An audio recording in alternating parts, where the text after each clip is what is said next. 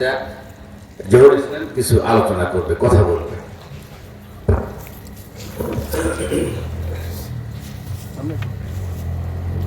আসসালামু আলাইকুম ওয়া রাহমাতুল্লাহি ওয়া বারাকাতুহু। এতক্ষণ আপনারা খুব মনোযোগের সহিত আব্দুল খালেক শরীয়তপুরীর কণ্ঠে পাঞ্জল ভাষায়, সাবলীল ভাষায় অসাধারণ এক বক্তব্য আমি শুনে বিমোহিত হলাম। আল্লাহ তাআলা তার মহান এই দিনের দায়ীকে কণ্ঠকে বিশ্বময় কবুল করুন, আল্লাহুম্মা আমিন। সম্মানিত এলাকাবাসী, 39 বগুড়া 4 নন্দীগ্রাম কাহাল আসনের বাংলাদেশ জামাত ইসলামী মনোনীত 11 দলীয় জোটের একমাত্র মনোনীত প্রার্থী, বিশ্ব বরেণ্য ব্যক্তিত্ব, বিশ্বের অনেকগুলো সংস্থার সঙ্গে তিনি অ্যাডভাইজার হিসেবে আছেন এবং ইসুর সেক্রেটারি জেনারেল, এবং তিনি তুরস্কের একটি সরকারি বিশ্ববিদ্যালয়ের সহকারী অ্যাসিস্ট্যান্ট প্রফেসর।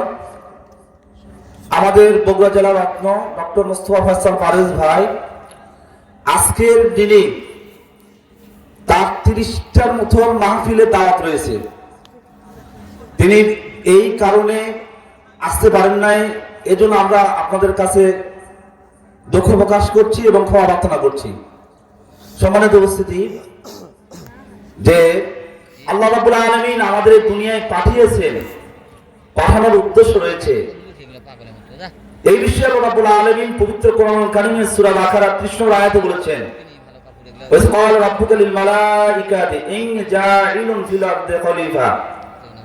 আল্লাহ তাআলা এই দুনিয়ায় তার খলিফা প্রতিনিধি হিসেবে পাঠিয়েছেন আমাদেরকে। উদ্দেশ্য কি? সূরা বাকারার 38 নম্বর আয়াতে আল্লাহ তাআলা এটা বলছেন, আল্লাহর কোরআনের বিধান এই দেশে দিবে, গাইডলাইন দিবে।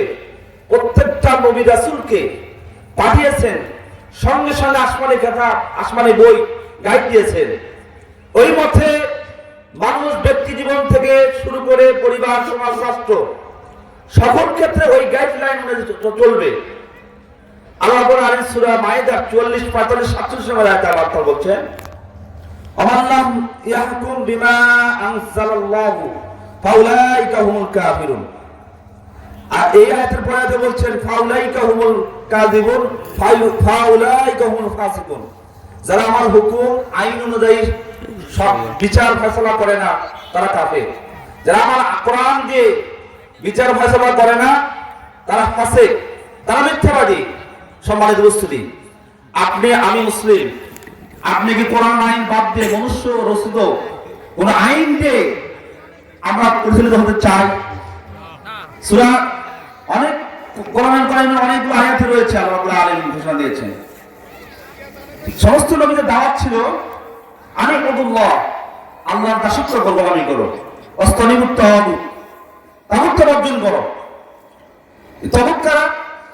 তাগুত যারা আল্লাহ তাআলার আসমানি কিতাব কোরআনের বিধান আইন বাদ দিয়ে নিজেরা মন মস্তিষ্ক আইন তৈরি করে সেই মোতাবেক দেশ পরিচালনা করার জন্য ওই সংবিধান, ওই আইন দিয়ে পরিচালনা করার জন্য তারা হুকুম সৃষ্টি করে, জুলুম সৃষ্টি করে, অত্যাচার সৃষ্টি করে, তারা একটা তাগুত। সম্মানিত উপস্থিতি, আমি কথাটা বাড়াবো না, এই জন্য আমরা তাগুত হতে চাই না। আমরা মুসলিম, আমরা আল্লাহ তাআলার কোরআনের আইন বাস্তবায়নের জন্য 11টি ইসলামী দল ঐক্যবদ্ধ হয়েছে। চরমনায় ঐক্যবদ্ধ হয়েছে, আল্লামা মামুনুল হক ঐক্যবদ্ধ হয়েছে। আগে বলতেন যে টুপিওয়ালারা এক হোক, তাহলে আমরা এক হয়ে যাব। এখন এই সময় টুপিওয়ালারা এক হয়েছে। আপনি মুসলমান যদি এক না হন, ইসলামের পক্ষে যদি ভোট না দেন, কোরআন আইন দিয়ে বাংলাদেশ পরিচালনার জন্য যদি কাজ না করেন, ভোট না দেন, আপনি মুনাফিক হয়ে মিথ্যাবাদ করবেন। সম্মানিত ভাইরা, আল্লাহ রাসূল সাল্লাল্লাহু আলাইহি ওয়াসাল্লাম বিদায় হজের বছরে সমস্ত সাহাবী সামনে দাঁড়িয়ে বলেছিলেন, তারাক্তুফিকুম আমরাইন লান তাদিল্লু মা তামাসসাকতুম বিহিমা কিতাবাল্লাহি ওয়া সুন্নাতি রাসূলি। হে আমার সাহাবীরা, আমি তোমাদের সামনে দুটো জিনিস রাখছি, এই দুটো জিনিস যদি তোমরা আঁকড়ে ধারণ করতে পারো, আমল করতে পারো, পৃথিবীর এমন কোনো শক্তি নাই তোমাদের লাঞ্ছিত ও অপমানিত করতে পারে। একটা আল্লাহর কোরআন, আর আমরা রাসূল সাল্লাল্লাহু আলাইহি ওয়াসাল্লাম সুন্নাহ আদর্শ, আমাদের মডেল আদর্শ হবে জনাবে মুহাম্মদ রাসূলুল্লাহ সাল্লাল্লাহু আলাইহি ওয়াসাল্লাম। আমরা আত্তাহিয়াতুর মধ্যে বলি আল্লাহুম্মা সাল্লি আলা সাইয়্যিদিনা মাওলানা মুহাম্মদ, নেতা হিসেবে মানি, কিন্তু বাস্তব জীবনে আমরা নেতা হিসেবে তাকে মানি না। আত্তাহিয়াতু যদি বলেন যে না আমাদের কোনো বৈঠকে আমি পড়বো না, নামাজ হবে? নামাজ হবে না। সুতরাং মুসলমান হিসেবে আমি আপনাদেরকে দাওয়াত দিচ্ছি, এদেশের শৃঙ্খলা নিয়মতান্ত্রিক পরিবেশ, সকল ধর্ম বর্ণ সকলের অধিকার নিশ্চিতের জন্য আপনারা এদেশে একটিবারের জন্য হলেও ইসলামী দলগুলোর বাক্সে ভোট দিবেন, ইনশাআল্লাহ আমি আশা রাখি। আমার জন্য দোয়া করবেন, আল্লাহ তাআলা যেন আনুত্ব ঈমান ও আমল নিয়ে থাকার তৌফিক দান করেন, আল্লাহ তাআলা হালাল রিজিকের ব্যবস্থা করেন।